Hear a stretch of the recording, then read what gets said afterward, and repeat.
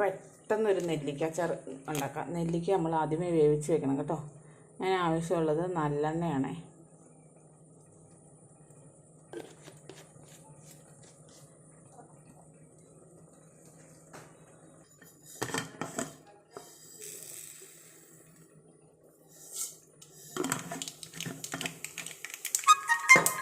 കടുക്,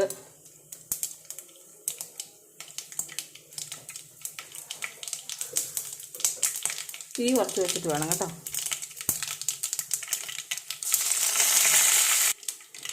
ഇത് നെല്ലിക്ക ഉപ്പും വെള്ളം ഒഴിച്ച് വേവിച്ച് വെച്ചേക്കണം കേട്ടോ.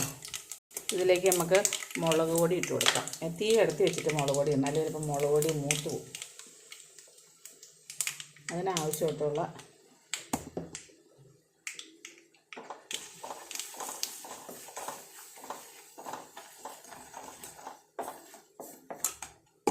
ഇത് ചേർത്ത് കൊടുക്കുക ആദ്യം.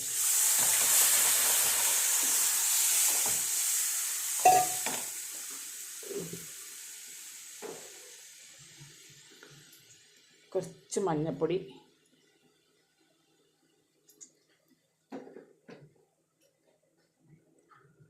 പിന്നെ വേണ്ടത് കായപ്പൊടി.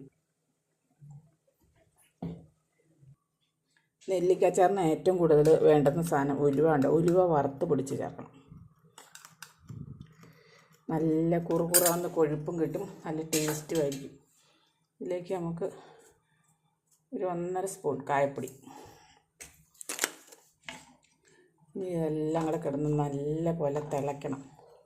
ഞാൻ ഉപ്പിട്ട് വേവിച്ചതാണ്. ഉപ്പ് കുറവാണെന്ന് നോക്കണം. നോക്കിയിട്ട് വേണം ഉപ്പ് ചേർക്കാൻ.